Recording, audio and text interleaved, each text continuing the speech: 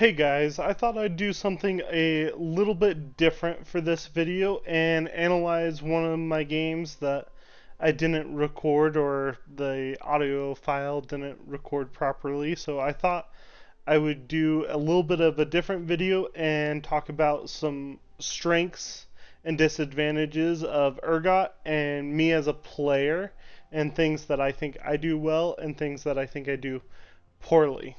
So the first thing that I want to talk about is Urgot's level 1, especially when he starts E. Let's watch me here. I'm going up against Riven, and what I'm doing is I'm watching these minions right here as well as my minions. And I see that she's walking up and she wants to farm. So I E into her and I actually end up autoing her 3 times to press the attack and do that little extra damage. And then you can see that I go right back to farming. I'm just trying to last hit. I'm keeping in mind that I'm 1 minion away from level 2.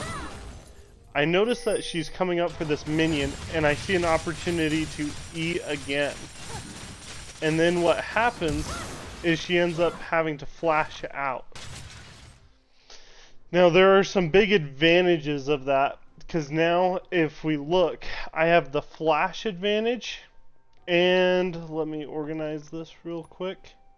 I am up 1 minion. I am pushing into her, so she either has to base and TP back, or base and walk back, and then I have both my summoners.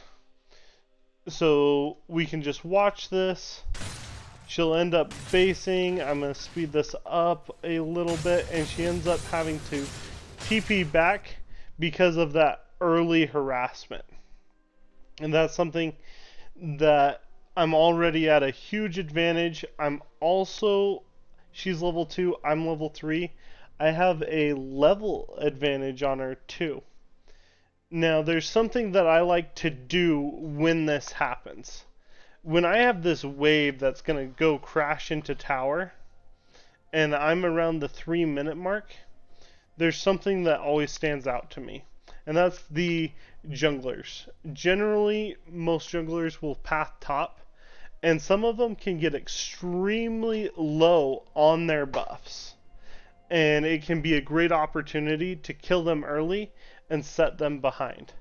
So, we're going to fast forward. It's very important that I try and get it under tower here. If I get it under tower, then Riven has to make a choice. So as you can see, I'm going to walk around, and Riven either has to choose to farm this, or to follow me to help protect her jungler. I don't actually see Sejuani, but I'm going to check and make sure that blue isn't up. I see him right here, and I say, oh, this is interesting. But Amumu's coming down, and we end up layering our CC here. Amumu gets the stun. I flash for the kill. And then I think I land the Q here. Amumu is able to get her. And then I stayed between. Nefiri was also roaming up. And I stayed between Nefiri and the Amumu in order to stop the Nefiri from getting the Amumu. So I get a double kill there plus double buffs. So I'm extremely strong at this point. I have a total of 3 kills. I guess I actually got 3. I thought I only got a double there. But let's just watch that again. This is all because let's back up just a hair more. So I shoved in, I see this Sejuani, I decide to mess with him to try and help my jungler out. Jungler comes down, and it was a 2v1, and we were able to kill him in that early fight. Then we both have red buff, we're able to start hitting this Riven, slowing her. Amumu does a great job, and Nefiri even flashes at us. And I end up flipping Nefiri, and Yone comes up. It's just a great, Milio wasn't far behind either. I think it's very important to try and be useful with your time. What I did there is I didn't feel like I was going to be able to harass Riven under the tower and make the best use of my time there. So I chose to try and go harass the enemy jungler or track the enemy jungler so that I could get information or dodge a gank or help bot even dodge a gank. If I know that he isn't up here, he's probably pathing downwards.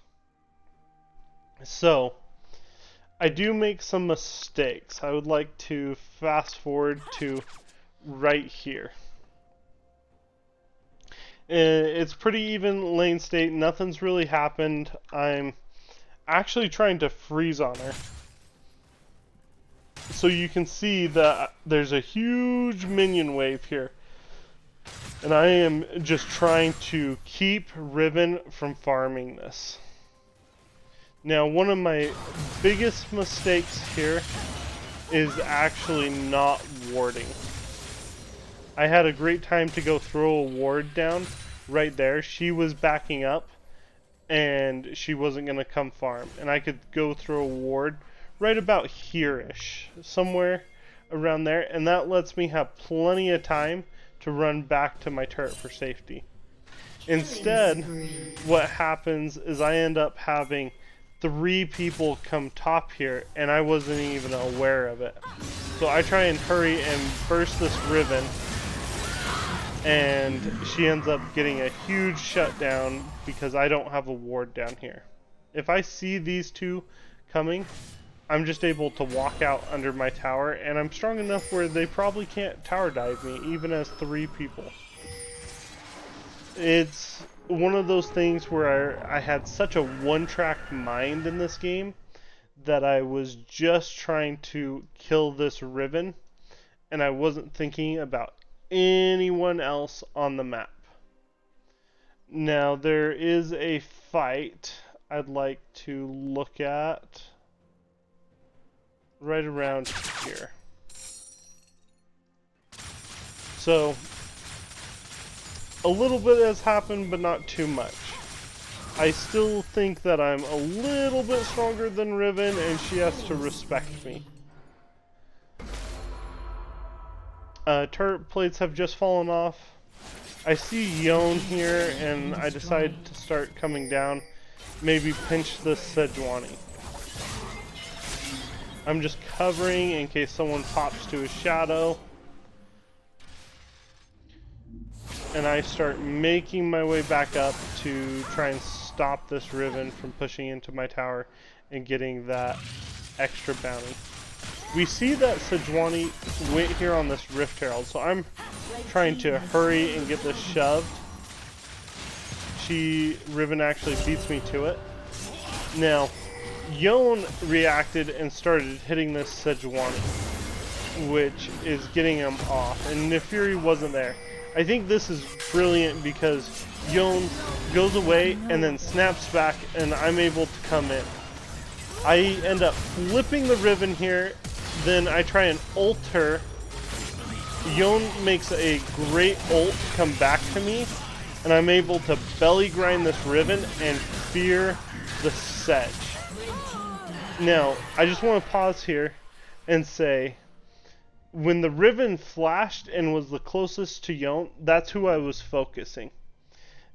Us having that target prio, where we're choosing a priority target and both trying to hit it, was huge there.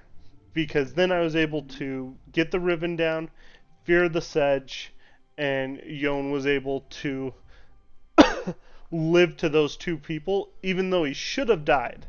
I mean, he is a sliver of HP. He is 38 HP right now. If we do anything wrong there, he dies. But Nefiri's coming in, and I see that. So I stand in front so she can't go all the way to him, and I just start shooting her. Now, eventually we just have a Mumu come in.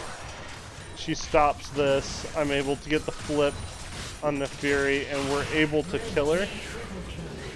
But I think it was huge that we were able to choose a priority target, kill the Riven, end up killing the Sejuani. Then I was able to kill the Nefiri because she was so focused on going for the Yone that she didn't notice me. This Kiana comes in, and she's pretty weak. It's a pretty easy fight. Her ult makes her tanky, which kind of sucks. She almost kills us, but I just end up killing her. So those were some of the things that I thought were very interesting about this game, and a few highlights from it. As you can see, coming out of laning phase, I'm down a little bit of CS, but I end up 8-2 because I end up having that triple kill early, and then I kill I believe it's 3 people. Yeah, 3 people in there again. And so I have 6 kills from 2 fights because I was able to make decisions and make plays that just allow me to become an absolute monster. Let me know what you guys think, if you like this content or me talking about some of the highlights of my gameplay. There's definitely some work that I need to do to improve on, so let me know what you guys think, and like and subscribe if you want to implement any of these ideas into your own games. Have a great day, everyone.